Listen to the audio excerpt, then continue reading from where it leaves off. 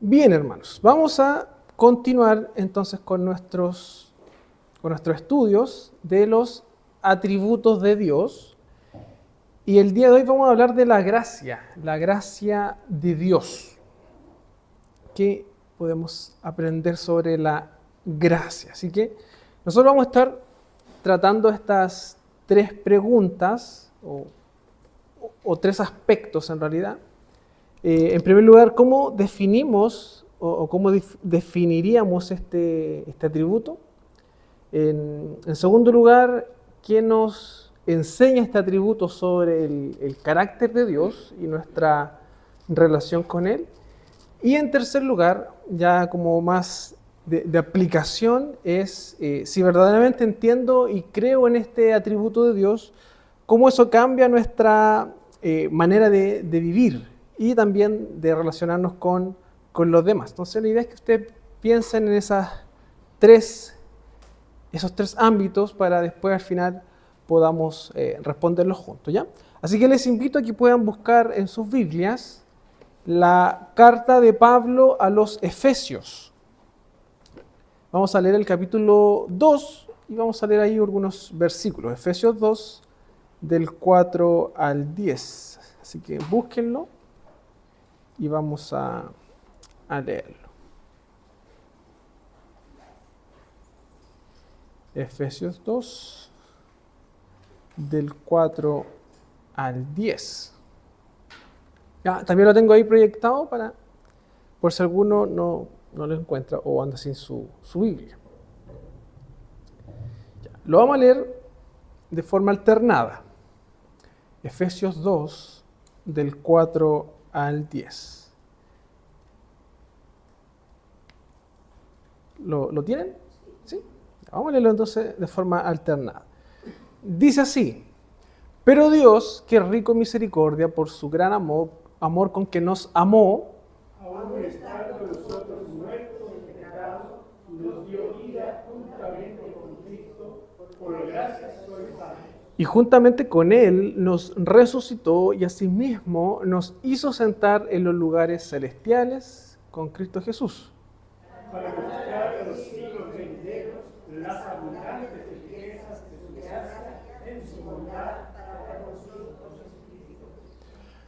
porque por gracia sois salvos por medio de la fe, y esto no de vosotros, pues es don de Dios. No por obras para que nadie se gloríe. Todo junto, porque somos hechura suya, creados en Cristo Jesús para buenas obras, las cuales Dios preparó de antemano para que anduviésemos en ellas. ¿Ya? Entonces, este va a ser nuestro texto base para poder ir profundizando un poquito más sobre lo que es la gracia, que es lo que vamos a hablar el día de hoy. Y la primera pregunta, y lo primero que tenemos que tener claro es si este atributo es comunicable o incomunicable. ¿Qué creen ustedes? ¿Mm? ¿Comunicable, incomunicable? ¿Incomunicable? Y otros dicen que es comunicable. Ya, ¿cuál es la definición de cada uno de los dos? ¿Qué es lo comunicable? El regalo que recibí. No, ¿cuál es la definición de atributo comunicable?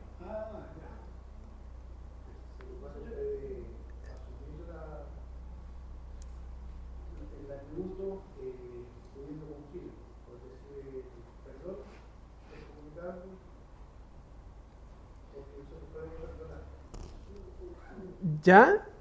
pero no es incomunicable. O sea, pero para mí la gracia no es. Ya, pero vamos por las definiciones. Ya, incomunicable, ¿qué sería un atributo incomunicable? Que le pertenece solamente a Dios y que el ser humano no lo puede reflejar. Esa es la definición de incomunicable.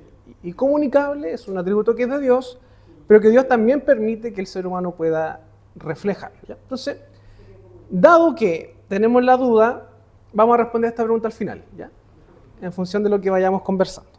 Entonces, cuando hablamos de gracia, En primer lugar, yo quiero traer la definición de libro, en este caso de la RAE. Y la RAE tiene un montón de definiciones, más de 10. Entonces yo solamente tomé las que nos ayudan en nuestro contexto de teología, de doctrina. Entonces, en primer lugar, vamos a destacar que gracia se puede definir como don o favor que se hace sin merecimiento particular, concesión gratuita. Entonces, un don o favor que se hace sin merecimiento particular, es decir, concesión gratuita. Perdón o indulto también podría ser. Y también me pareció interesante. Esta está casi al final, esta definición. En el cristianismo, favor sobrenatural y gratuito que Dios concede al hombre para ponerlo en el camino de la salvación. ¿Le hace sentido esa última? Ahí está claramente el tema de la gracia en la salvación. Por lo tanto, si tuviésemos que definir, ya más o menos con estas ideas, ahora bíblicamente, ¿qué es la gracia? Regalo, favor, inmerecido. ¿Y qué significa que algo sea inmerecido? Ya, que no podemos hacer nada para que sea otorgado. Que no hay un mérito. No hay un mérito. Ya, perfecto. Entonces podríamos definirlo como un regalo no merecido. O sea, que Dios lo da sin ver un mérito alguno. ¿Ya? Muy bien. ¿Cómo podemos definirlo entonces? La gracia de Dios es un don gratuito, a menudo descrito con términos como inmerecido o favor inmerecido. Dios no toma en cuenta los éxitos y fracasos de la gente para determinar quién recibe su amor o su vida.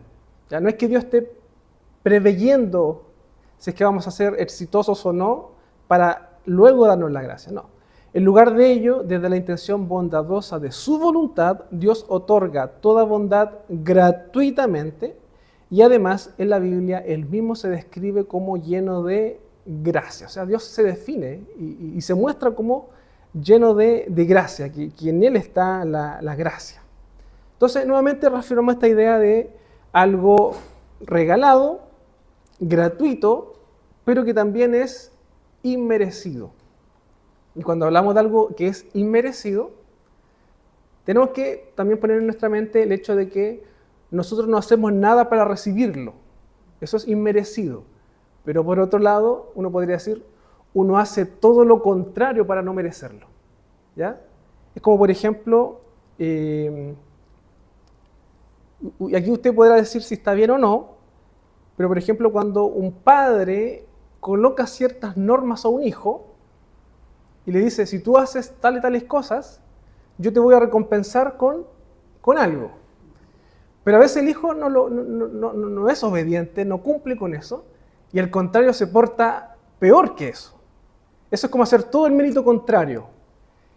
Y si el padre, viendo todo eso, decide darle de igual manera ese regalo, ese premio, podríamos decir también que lo da por gracia, porque derechamente el hijo no se lo merecía, porque no cumplió, pero por otro lado hizo todo lo contrario para merecerlo. Entonces, bíblicamente también tiene esa lógica para nosotros. Porque recibimos la salvación por gracia, no la merecíamos, pero por otro lado hicimos todo lo contrario para merecerla. Y esa es una buena definición de gracia. ¿Qué dice Sproul con respecto a esto? La gracia es siempre una prerrogativa divina, nunca un requisito. Y es fundamental que entendamos eso porque a menudo se nos mete en la cabeza pensar que Dios nos debe algo. No sé si a usted le pasa, pero a veces uno dice, oye, pero si yo me merezco algo mejor en la vida. Yo he hecho mejores cosas, me he portado bien, ¿por qué Dios no me da lo que yo necesito o lo que yo quiero? Y ahí tendemos a pensar que Dios trabaja con esa lógica de muchas veces recompensarnos en función de lo que nosotros hacemos o somos. Pero en realidad cuando hablamos de gracia, es algo que es totalmente prerrogativa de Él. Y que Él no nos debe nada en primer lugar. Y que si Él fuera realmente bueno, Él nos daría una vida mejor o cosas por el estilo. A veces pensamos eso. No, si Dios es bueno y yo soy su hijo y Él me va a dar todo lo que yo quiera. No es tan así. El momento en que pensamos que Dios nos debe algo, recuerda que si crees que se te debe, ya no estás pensando más en la gracia, estás pensando en la justicia. porque la gracia nunca se debe. O sea, que Dios nos ame por gracia, que Dios nos salve por gracia. No es que nosotros hayamos hecho algo para ser merecedores, es porque solamente Él lo quiso hacer así. Y yo ahora les quiero hacer la siguiente pregunta, hermano, y aquí los quiero escuchar. Bíblicamente, ¿cuándo empieza a manifestarse la gracia? ¿Ya? Yo creo que usted lo piensa antes de darme una respuesta, porque yo aquí traigo una cita bíblica que está en el Evangelio de Juan, que dice lo siguiente. Pues la ley por medio de Moisés fue dada, pero la gracia y la verdad vinieron por medio de Jesucristo. ¿Cuándo empieza a manifestarse la gracia? Hermano Ramiro. Yo creo que en el Edén ya se comenzó la gracia de Dios. Ya en el Edén. ¿Qué más quiere opinar? ¿Cuándo empieza la gracia? Puede ser desde el principio, cuando Dios creó toda la humanidad, o sea, creó al hombre y a la mujer, porque igual estaba con Jesús cuando pagamos al hombre, él ya tenía todo planificado lo que iba a hacer. ¿Ya? ¿Y ahí había gracia? No, ¿No? O sea, ¿sí o no? o sea, es que desde ahí Dios sabía lo que iba a pasar. No, ya entonces no funcionaba. Ya, hermano Igor. Cuando Dios nos justifica, Cuando Dios nos justifica, ¿ya? ¿Eso en qué momento es entonces? cuando Dios nos da este don inmerecido que es la gracia, ¿Ya? nos justifica por medio del mérito de Cristo. ¿Ya? ¿Cuándo se manifiesta la gracia? Es cuando la palabra dice que Él nos escogió ¿Ya? desde antes de la fundación del mundo. O sea, ya ahí estaba pensando en esa gracia que iba a haber a través de Jesucristo. ¿Ya? Este texto como que tiende a confundirnos un poquito, ¿cierto? Porque dice, pues la ley por medio de Moisés fue dada, o sea, se pone en un evento histórico, en este caso la ley, el Sinaí, pero después dice, pero la gracia y la verdad vinieron por medio de Jesucristo. Y antes de ir respondiendo la pregunta, yo les traigo aquí un esquema que es básicamente lo que hemos conversado hace algunas clases atrás en la escuela dominical, que tiene que ver con los eventos de la historia, ¿ya? Y son estos de acá. Si tuviésemos que armar la historia, tendremos que considerar estos elementos, ¿ya? A veces nosotros como que tendemos a pensar de que el cristianismo o la fe cristiana es como una historia aparte de la historia universal. Como que no, si estamos de paso en esta vida nomás y como si fuese un paréntesis. Pero no, en realidad la fe cristiana es lo que le da sentido a la existencia. No somos un paréntesis, no estamos ahí en una etapa de este mundo que tenemos que esperar que pase para después vivir la vida eterna. No, estamos en la historia, hermanos, ¿ya? Y esta es la historia. Tenemos la creación, mundo creado, mundo caído, puse ahí una lápida con una flor marchitándose. Luego de eso está la redención, creación, caída, redención. ¿Ya? Este mapa nos va a acompañar toda la vida. Creación, caída, redención. Y dentro de la redención, nosotros vamos a ver que en el huerto del Edén está ya este propósito divino de salvar. Luego está la ley, por ejemplo, Moisés. Luego está Cristo con su ministerio, su encarnación, muerte y resurrección. Y luego, y lo que estamos esperando nosotros es la consumación, que es cuando el Señor venga. Y ahí se va a completar esta historia de la redención, ¿ya? Entonces, este es el panorama general de la historia. La historia bíblica gira en torno a eso. Entonces, ¿dónde empieza la gracia? Empieza con Cristo, empieza con la ley, empieza con la caída, empieza con la creación o empieza acá. ¿Dónde está la gracia?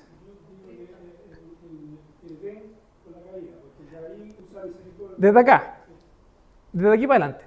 ¿Ya? ¿Quién más se la quiere jugar? ¿Con Cristo sería como desde acá para adelante?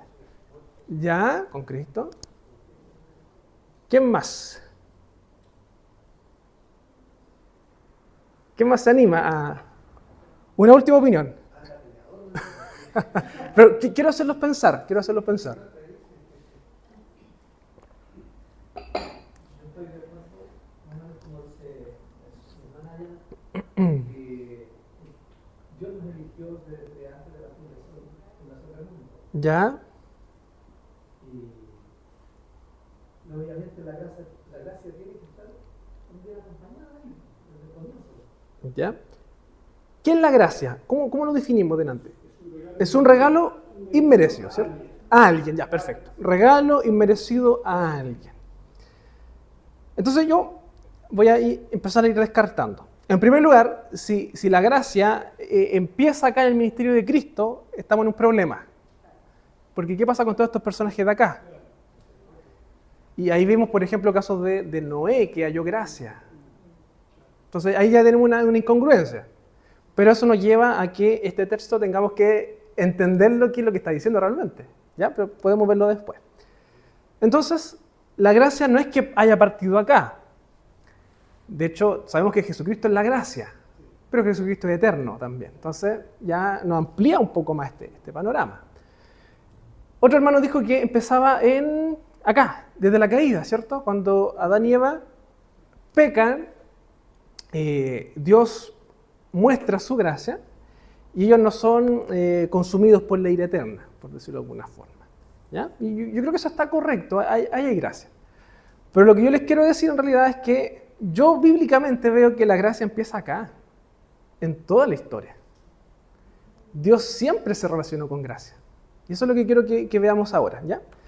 Tengo algunos textos bíblicos. ¿Sí? Porque no lo justificó. Pero no lo justificó, po. Yo le dije porque estaba Jesucristo ahí. Ya, pero justifíquenlo. Ya Dios tiene, bueno, no cuesta. Dios tenía todo sus planes ya todo planificado lo que iba a pasar al ser humano. ¿Y dónde está lo inmerecido entonces? Porque gracia es un regalo inmerecido. Tenemos que encontrar lo inmerecido en la creación entonces. Y para allá vamos, ¿ya? Claro, eso quiere decir que hay alguien, la gracia es con alguien. En la creación del mundo ese alguien que presenta la gracia no existía. Entonces tiene que partir de alguien. ¿Ya? Que ahí vamos a ver el punto, ¿ya? Vamos con Génesis 1, 26 al 31.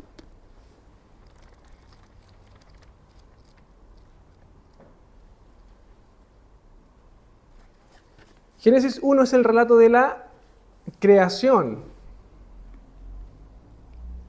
Si alguien lo encuentra, que lo lea, del 26 al 31. Primera hoja de la Biblia. Entonces dijo Dios, hagamos al hombre a nuestra imagen, conforme a nuestra semejanza, y señoree en los peces del mar, en las aves de los cielos, en las bestias, en toda la tierra, y en todo animal que se arrastra sobre la tierra. Y creó Dios al hombre a su imagen, a imagen de Dios lo creó, varón y hembra los creó. Y los bendijo Dios, y les dijo, fructificad y multiplicaos, llenad la tierra y sujuzgadla, y señoread en los peces del mar, en las aves de los cielos, y en todas las bestias que se mueven sobre la tierra. Y dijo Dios, he aquí os he dado toda planta que la semilla que está sobre toda la tierra, y todo árbol en que hay fruto y que da semilla, os serán para comer. Y a toda bestia de la tierra, y a todas las aves de los cielos, y a todo lo que se arrastra sobre la tierra, en que hay vida, toda planta verde le será para comer. Y fue así. Y vio Dios todo lo que había hecho, y he aquí que era bueno en gran manera. Y fue la tarde y la mañana del día sexto. Ya, muchas gracias. ¿Tienen el relato a la mano, a la vista? Ya. ¿Ustedes ven o notan gracia en ese relato?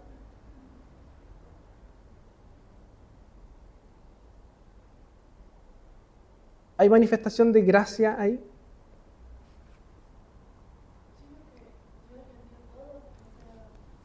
¿O no?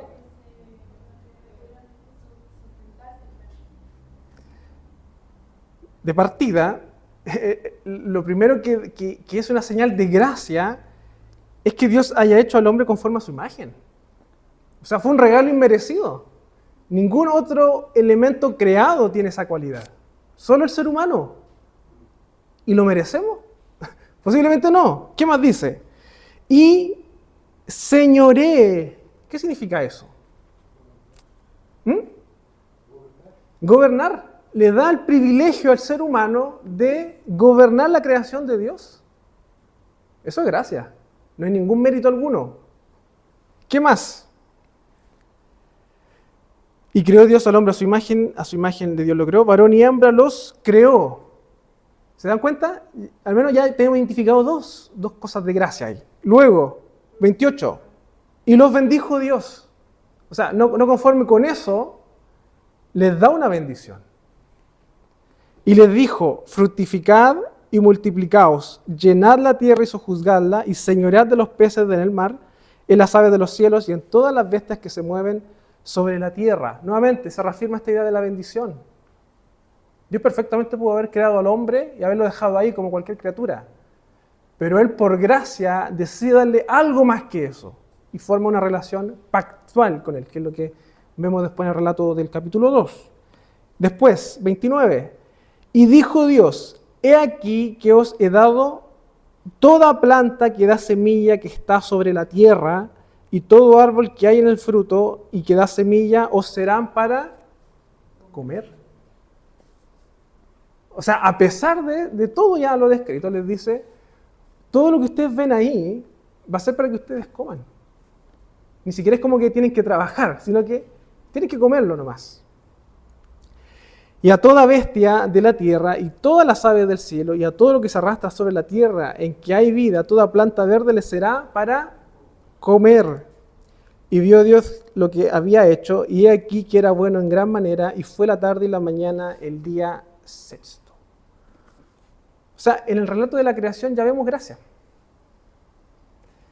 Y hay algo más profundo que eso.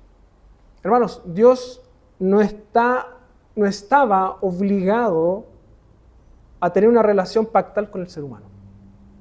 Dios no estaba obligado a bendecir la obediencia, por ejemplo. Pero Él por gracia lo hace. Entonces ahí nosotros ya vemos un primer atisbo, una primera señal de gracia. Porque a lo mejor nosotros, nuestra idea de gracia solamente está relacionada o tendemos a relacionarla con lo que es salvación, ¿cierto? Y es como lo más lógico porque la historia narrativa gira en torno a eso. Pero gracia es más que eso, pues, es lo que decía nuestro hermano Ramiro, es un regalo inmerecido. Y Dios, al crearnos y al colocarnos en un lugar por sobre toda la creación, ya nos da un regalo inmerecido, que es la gracia. Pero a la vez también es una gran responsabilidad. Pero es gracia. Hermano Ramiro. Sí, tengo una duda que también.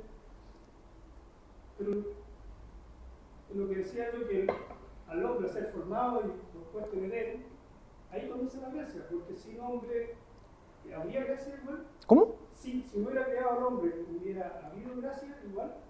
Porque yo creo que al hombre lo pone en Edén, ahí lo crea y lo pone en el claro, en el paraíso, en el huerto, digamos, en el huerto que estaba en Edén. ¿Ya?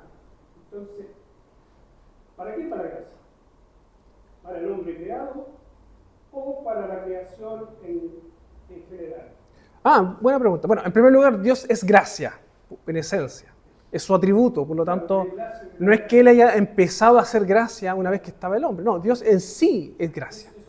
Por lo tanto, el hecho de que Dios haya creado una creación, le haya dado orden, haya establecido las leyes de la naturaleza que gobierna todo esto, las lumbreras, como dice acá el relato, todo eso también es un acto de gracia. Porque Dios también sostiene esa creación. Eso lo entiendo, pero en cuanto al hombre, porque esta es la perspectiva de Dios. Hay una perspectiva de Dios, que nosotros miramos la perspectiva de Dios en su escritura, pero también está la perspectiva del hombre. ¿Qué es lo que es el hombre? Entonces, claro, yo la consulta era, ¿la gracia era para su creación a su imagen y semejanza, que era el hombre, o era... Yo entiendo lo que es la gracia en general. Dios es gracia porque es su atributo. Claro. Es su ser. Pero ¿a quién va la gracia? Esa es la pregunta. La gracia es que, claro, es que si nos vamos al receptor, claramente nos vamos a perder, porque nosotros estamos estudiando a Dios, el atributo de Dios, no quien recibe ese atributo. Estamos estudiando el atributo. Y en ese caso Dios es gracia, independiente de quién lo reciba. En el relato del Génesis podemos ver que tanto la creación es una manifestación de su gracia, como también después que crea al hombre y se relacione con él. Pero Dios en sí es gracia. Hermano Igor. De hecho, la gracia no es tan solo para el hombre, sino que es para los pecados. tampoco, los animales tampoco merecían nada y Dios se los dio igual. La alimenta, la sustenta. Exactamente, y de hecho, ahí quizá aventurándonos a sobreinterpretar, uno podría decir de que la creación contaminada por el pecado va a experimentar también la gracia. Porque Pablo dice que la tierra gime con dolores de parto, esa redención que está anhelando. Entonces la gracia también se manifiesta en todo lo que Dios crea. ¿Mm? Claro, pero acabamos de ver acá que también en lo perfecto también hay gracia.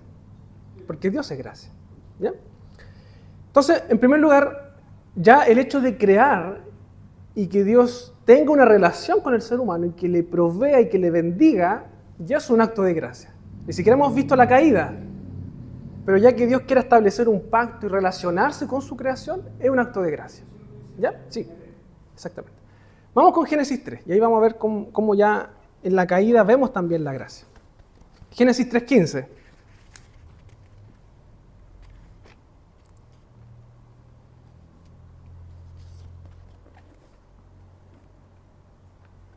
Si alguien lo tiene, que lo lea. Ya, por favor. Y pondré enemistad entre ti y la mujer, y entre tu simiente y la simiente suya. Esta te herirá en la cabeza, y tú le herirás en el calcañar. A la mujer dijo: multiplicaré en gran manera los dolores en tus preñeces. Con dolor darás a luz los hijos, y tu deseo será para el marido, y él se enseñoreará de ti. Y al hombre dijo: por cuanto obedeciste a la voz de tu mujer y comiste del árbol de que te mandé diciendo: no comerás de él, maldita será la tierra por tu causa, con dolor comerás de ella todos los días de tu vida. Espinos y cardos te producirá, y comerás plantas del campo. Con el sudor de tu rostro comerás el pan hasta que vuelvas a la tierra, porque de ella fuiste tomado, pues polvo eres y al polvo volverás. Y llamó a Adán el nombre de su mujer, Eva, por cuanto ella era madre de todos los vivientes. Y Jehová Dios hizo al hombre y a su mujer túnicas de pieles y los vistió. Ya. Entonces aquí nosotros tenemos el relato de la caída y la posterior maldición que hace Dios a Adán y Eva y a la creación incluso. Pero fíjense que nosotros podemos quedarnos con que Dios maldijo, pero Dios antes había bendecido. ¿Ya? Y si se fijan bien, si bien el panorama es como bien negativo, por decirlo de alguna forma, en el sentido de que vemos una recriminación por lo que hicieron, una confrontación de que estaban desobedeciendo, en el versículo 15 uno dice o entiende que ahí hay una promesa. Y dice: pondré enemistad entre ti y la mujer, y entre tu simiente y la simiente suya. Esta te herirá la cabeza y tú en el calcañar. ¿Qué es lo que está diciendo ahí?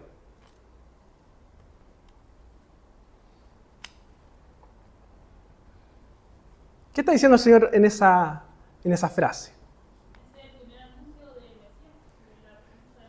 El anuncio de la derrota de Satanás, por decirlo de alguna forma, porque de hecho quiero corregir eso, porque el concepto de Mesías o de enviado en el Antiguo Testamento se desarrolla más tarde. Los creyentes del Antiguo Testamento no tenían como esa idea de un Mesías o de una persona. Ellos creían y confiaban nomás. De hecho, creo que Moisés tampoco en su época tenía esa idea, y después más adelante se viene desarrollando este concepto de, por ejemplo, el ungido de Jehová. Pero ese es un desarrollo más tardío, no es como tan acá. Ellos como que solamente se les anuncia algo y ellos lo creen. Y como bien decía la Cintia, ahora que tenemos el relato completo, sabemos que es Cristo. Pero ellos ellos habían pecado. Pero ahí vemos gracia. Porque inmerecidamente Dios les da una promesa. Dios había dicho: ciertamente morirán. Pecaron, murieron espiritualmente, pero Dios en su gracia les da una nueva oportunidad. Y de hecho el relato después en el 21 termina diciendo: y Jehová Dios hizo al hombre y a la mujer túnicas de pieles y los vistió. Porque evidentemente el pecado les hacía notar a ellos su desnudez. Entonces Dios, a pesar de eso, los cubre. Y nuevamente vemos una manifestación de gracia. Porque Dios perfectamente pudo haberlos mandado al infierno. Justamente. A pesar Sí. de todo lo que el hombre hacía, o sea, siempre cuidado sobre lo malo, Dios tenía amor y misericordia contra él, porque aquí mismo dice, le cubrió con pieles, entonces es maravilloso desde el principio. Sí. La misericordia va relacionada con la gracia. Sí, de hecho lo vamos a ver un poquito más adelante, porque ¿se acuerdan que la semana pasada hacíamos una distinción entre misericordia y gracia? ¿A qué apunta cada una? Lo vamos a ver, lo vamos a reafirmar. Sí, pero van de la mano, van muy de la mano. Porque acá lo que veo en el Edén que pasó, que Dios, a pesar de que le había sido desobedecido, él no mantuvo una relación con el hombre, porque se comunicó hasta que lo sacó de Edén. Además, Eso es gracia. como ellos, porque ellos tomaron su propio conocimiento y dice que se hicieron ropa de hoja de palo. Claro, Ellos hicieron un nuevo Dios, pero Dios, a pesar, usó misericordia de ellos, puso algo mucho mejor de lo que ellos habían hecho. exactamente. Sí, Lo habían hecho. así es. Dios se relaciona con gracia, o a través de la gracia con ellos. Los cubre, los protege. Y ahí para hacer la distinción, misericordia sería que Dios no los haya mandado inmediatamente al infierno. Ahí está la misericordia. No darle lo que merecen. Gracia sería, a pesar de eso, establecer comunión o vivir esa comunión con ellos, darle algo que no merecen. Pero la misericordia evita el castigo y la gracia promueve una restitución de esa comunión. ¿Ya? Ahí vamos después a verlo más adelante. Hermano Igor. Dice que la palabra gracia, el griego del Antiguo Testamento, proviene de una palabra que se llama charis. Ese griego. Sí, Sí, del griego. significa favor, bendición o bondad. Exactamente, sí. Charis. De hecho, cuando vimos los dones espirituales, también venía esa misma palabra. Charis. Sí. Ya, ¿se entiende? Entonces, vamos viendo que la gracia se manifiesta tanto en la creación, luego de la caída, y vamos a ver después unos poquitos personajes del Antiguo Testamento. Génesis 6:8 es el relato de Noé, ¿ya? Y ahí está la frase que mencionábamos delante, que Noé en este mundo caído dice, pero Noé halló gracia ante los ojos de Jehová. O sea, había gracia también. Sí, vamos a ver más adelante, sí. Gracia, había gracia, algo inmerecido, ¿ya? Contaminación caída, o sea, perdón, creación caída, contaminada por el pecado, pero a pesar de eso ya vemos que un personaje, como Noé, experimenta la gracia. Éxodo 33:13 nos va a relatar a Moisés y también nos va a decir algo similar en el versículo 13, perdón, sí. Estoy leyendo Génesis, ahí sí.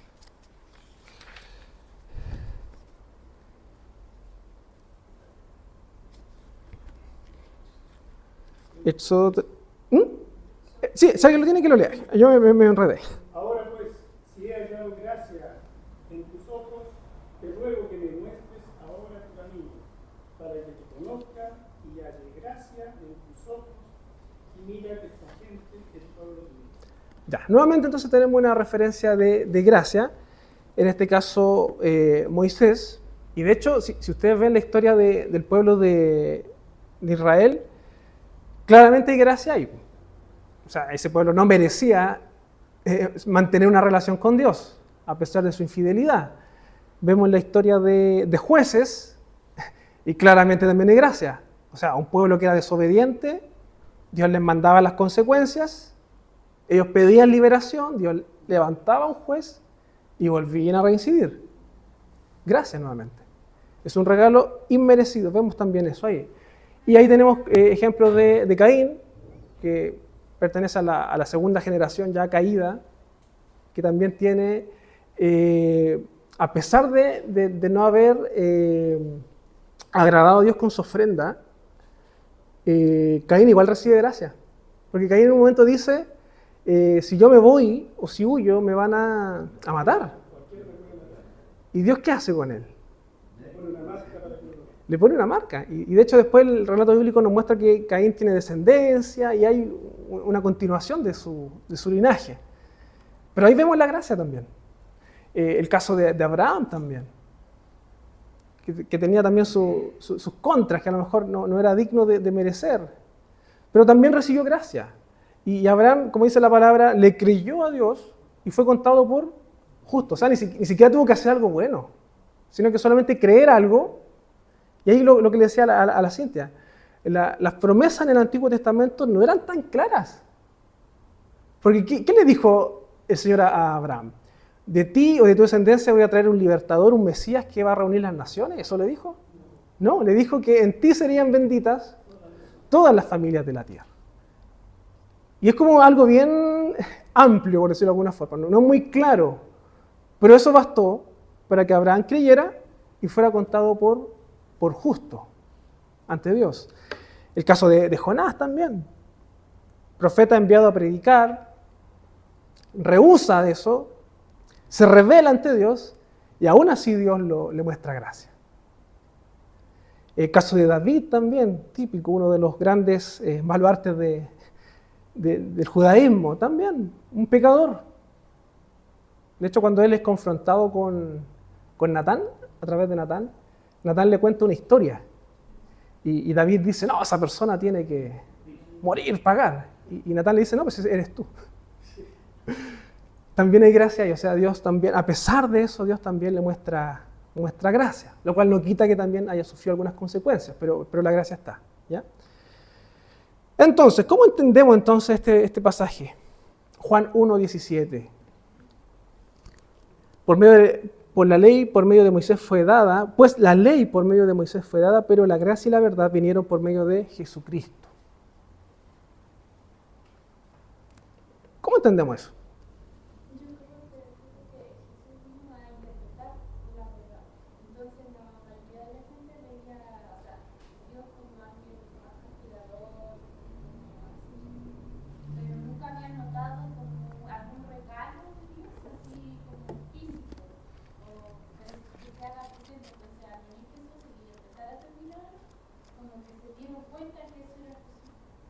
¿Ya?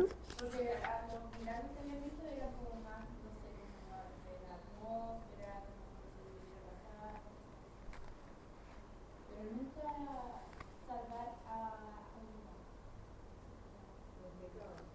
¿Ya? Por lo que dice acá, por medio de Moisés fue dada, pero la gracia y la verdad vienen por medio de Jesucristo. La gracia y la verdad vienen por medio de Jesucristo. ¿Sí? Ahí usted decía, que antes no sabían el panorama completo, así que ellos obedecían y lo hacían. Pero acá vino la verdad también. ¿Ya? Todo el panorama completo. ¿Ya? Sí, va por ahí. De hecho, tenemos que leer un poquito más arriba. Vamos a leer del 9 en adelante. Dice, aquella luz verdadera que alumbra a todo hombre venía a este mundo. El mundo estaba y por el mundo, y él por el mundo, y el mundo por él fue hecho. ¿De quién está hablando ahí? La ley no tenía ese propósito de salvar. Fue una guía para llevarnos a dónde? A Cristo. A fin de que fuésemos justificados por la fe. Pero la venida de la fe ya no estamos bajo el año. ¿Qué es lo que está diciendo? De esa guía. Que esa guía que nos llevaba a Cristo ya no es necesario, porque ya está esa revelación ahí. Pues todos sois hijos de Dios por la fe en Cristo Jesús. Y aquí Pablo, en Gálatas, si ustedes se acuerdan del contexto, Pablo está debatiendo o rebatiendo a aquellos que querían volver a meter tradiciones judaicas en la iglesia o al pueblo de Dios. Entonces, Pablo está diciendo, no hay que observar la ley, no hay que preocuparse de esas cosas, sino que a través de Cristo la ley ya cumplió su propósito. Eso es lo que está diciendo.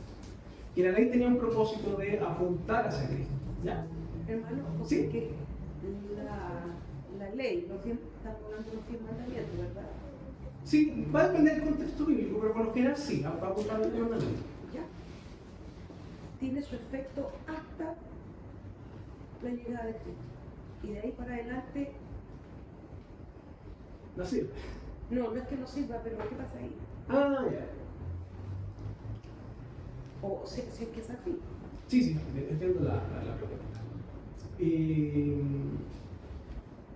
No, la ley siempre va a mantener la misma función. ¿Alguien sabe cuál es la función de la ley en sí, de los 10 mandamientos? Es para demostrar que Orientar a la persona el cautivo del pecado. ¿Ya? Pepe? Puede ser un espejo que refleja el pecado que hay en nosotros. Exactamente, ese es el propósito de la ley. A mantenerlo ordenadito. El propósito de la ley es mostrarnos que somos pecadores. Ya. Ese fue el propósito en el Antiguo Testamento y hasta el día de hoy sí cumple el mismo propósito. Porque usted va a los 10 mandamientos, Éxodo 20, y se va a dar cuenta de que usted no cumple a cabalidad esos mandamientos. Por lo tanto, usted es culpable ante Dios. Y ese es el propósito de la ley, llevarnos hacia Cristo. Entonces, lo que Pablo va a decir en muchas ocasiones cuando, por ejemplo, va a señalar que la ley queda como invalidada o que ya no tiene un propósito, quiere decir en el sentido de buscar justificarse a través de eso. Porque nunca cumplió esa función. La ley tenía el propósito de mostrarnos nuestra condición caída y llevarnos hacia Cristo. Pero nunca tuvo un propósito salvífico de justificarnos. Eso es lo que Pablo está acá debatiendo. Por lo tanto, venido o llegado Cristo en la historia, de hecho Cristo viene a decir de que Él es la confirmación de la ley. De hecho Cristo predica y enseña la ley y los profetas y la gente entiende quién es el enviado. Entonces la ley sigue siendo importante para el pueblo de Dios.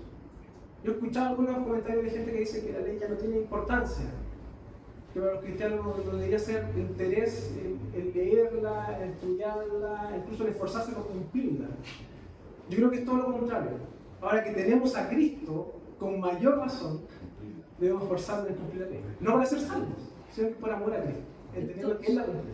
Entonces, con Cristo nosotros somos justificados por no haber cumplido esa ley, que no hacemos a propósito de lo que sabemos, pero somos justificados. Sí, lo vamos a ver más adelante también. Sí, sí. y el Señor Jesucristo también confirma la ley. Cuando dice, amarás a tu Dios por sobre todas las cosas, con toda la fuerza de tu corazón, y a la vez, un mismo mandamiento, amarás a tu prójimo como a ti mismo. Y ahí está la ley incluida, o sea, el Señor la confirma. Él es complemento de la ley. La confirma. ¿Sí? Porque el hecho de amar a Dios está en la ley, y creo que los primeros puntos de la ley es con respecto a Dios, y Los demás, cuatro primeros. sí, y los demás son con respecto al prójimo. Al prójimo. Exactamente. Sí. Bien, hermano, vamos a avanzar porque nos quedan algunos tiempos todavía. Entonces, para ir resumiendo lo que hemos visto de la gracia. En primer lugar, todo ser humano ha sido salvado por gracia. ¿Ya? El decir de que en el Antiguo Testamento eran salvos por obras y en el Nuevo Testamento por gracia es una incongruencia escritural. Porque no hay ningún personaje del Antiguo Testamento que sea intachable. Ninguno. Fue la fe. De hecho, Pablo va a ocupar ese argumento en Romanos 4, si no me equivoco, cuando habla de Abraham. ¿Ya? Siempre fue por gracia. Cuando hablamos de salvación, siempre fue por gracia. Como vimos también en Juan, la gracia viene por Jesucristo, que es eterno. ¿Ya? Por otro lado, también la gracia opera desde la eternidad. Y de hecho, en Apocalipsis 13, 8, Juan habla aquí del Cordero. De hecho, lo voy a buscar para no inventarlo. Pero habla de un Cordero que fue inmolado eternamente. Eso es lo que va a decir Juan. De hecho, lo tengo acá. Y adoraron todos los moradores de la tierra, cuyos nombres no estaban escritos en el libro de la vida del Cordero, que fue inmolado desde el principio del mundo. O sea, está refiriéndose acá a Cristo. Este Cordero que fue inmolado, ¿pero cuándo? Desde el principio del mundo. O sea, está apuntando aquí a una obra completa de Cristo, lo que está haciendo Juan acá. ¿Ya? Y por otro lado, la gracia anula el mérito en la fe. ¿Ya? Y lo veíamos también al inicio, esta idea del mérito, de creernos merecedores de la salvación. Cuando hablamos de gracia, estamos diciendo que ninguno de nosotros se lo merece. Ninguno. ¿Ya? Ninguno, hermanos. Por tanto, yo soy tan inmerecedor del amor de Dios como el pecador que está allá afuera ahora pecando. Si hablamos de méritos, ninguno es digno. ¿Ya? La gracia anula el mérito. Para avanzar, hermano, vamos a ver lo que hablábamos la semana pasada. ¿Se acuerdan de la misericordia y la gracia? Que hacíamos este juego de conceptos. ¿Cómo los diferenciamos? ¿Ya? A veces uno tiende como a confundirlo porque son parecidos, pero lo vimos la semana pasada. Gracia es que Dios otorga algo, en este caso al hombre, sin merecerlo. Eso es gracia. Que Dios te haya amado, que Dios haya tenido una relación pactal contigo, que Dios te quiera bendecir a través de la obediencia, eso es gracia. Porque nada obliga a Dios a hacerlo. Él lo quiere hacer por su propia voluntad. Gratuitamente te da esa bendición. Y ahí podemos ver la salvación, el perdón, cosas que son gratuitas. Y cuando hablamos de misericordia, es que Dios no otorga algo que el hombre sí merece, como el castigo de la muerte. Entonces en el cuarto de nosotros vemos la gracia y la misericordia de la mano. Vemos la misericordia porque Dios no manda inmediatamente a Adán y Eva al infierno. No lo liquida en ese momento. Ahí está la misericordia. Aguarda ese castigo. Pero vemos también la gracia. Porque Dios se puede haber quedado ahí. Ya, no les di el castigo, listo. Ustedes sigan con su vida. Dios puede haber hecho eso. Pero Él, por gracia, decide restablecer esa comunión y darles una promesa. En este caso, la venida de la simiente. Porque de la simiente de la mujer vendría quien vencería a Satanás. Y esa promesa era suficiente y bastaba para que Adán y Eva pudieran creer y esperar en esa venida. Ahí está la gracia. ¿Ya? Gracia y misericordia van de la mano. ¿Qué dice Tozer en el libro? Así como la misericordia fluye de la bondad de Dios, también la gracia fluye de la bondad de Dios. Como que son dos cosas que van muy de la mano. La misericordia es la bondad de Dios confrontando la culpabilidad. La misericordia nos muestra lo que merecíamos. Y Dios en su misericordia nos da eso. Mientras que la gracia es la bondad de Dios confrontando el desmérito humano. Es como, tú no lo mereces, pero a pesar de eso Dios te lo da. Esa es la gracia. ¿Ya? ¿Ustedes han escuchado el concepto de la doble imputación de Cristo? ¿Sí? ¿No lo han escuchado, no? La doble imputación en la cruz. Yo creo que en esa idea de la doble imputación está la misericordia y la gracia de la mano. Están los dos. De hecho, se los voy a mostrar. La misericordia y la gracia. La doble imputación, ¿qué dice? ¿Alguien se lo sabe? ¿O qué lo quiere decir? ¿La doble imputación de Cristo? ¿No? Yo no la sé. No te he escuchado. La doble imputación de Cristo lo que señala es que Cristo en su obra, en su sacrificio en la cruz, cumplió dos funciones que le son imputadas, por decirlo de alguna forma. En primer lugar, se le imputa a Él nuestra culpa. Él recibe nuestra culpa y se declara culpable o maldito por nuestros pecados, recibe esa imputación y paga por ella, pero por otro lado, Él en su obediencia adquiere una justicia, la cual nos es imputada a nosotros. Ahí está la doble imputación.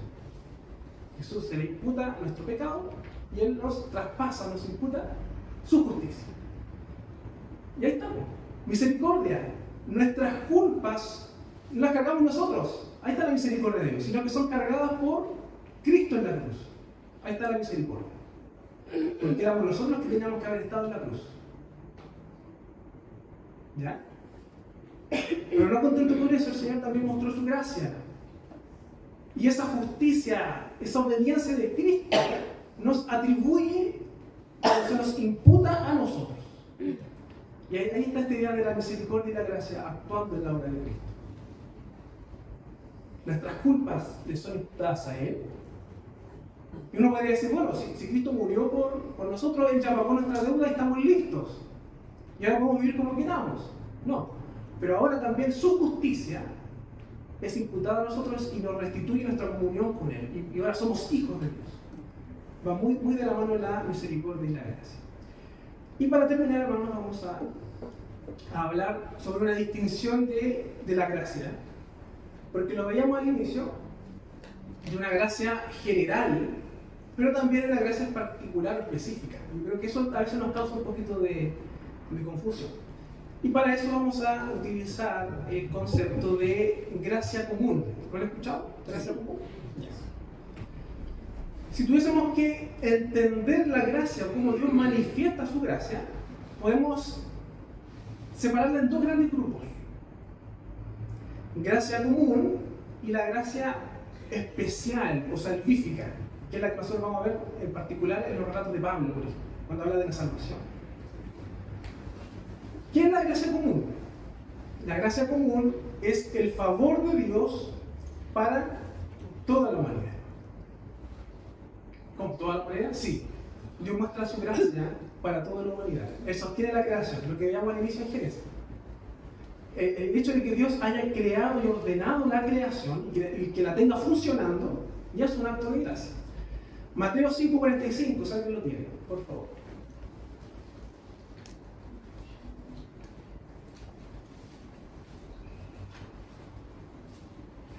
Y otra persona busque Hechos 14, 16, 17.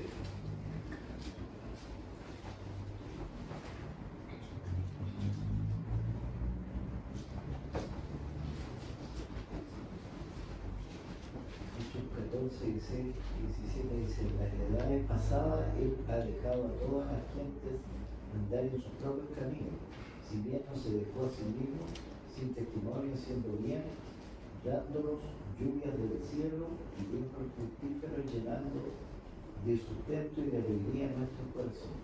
Ya. Muchas gracias, hermano. Ese fue Hechos, ¿cierto? Hechos 14, Mateo 5:45. Y Mateo 5, ¿qué dice?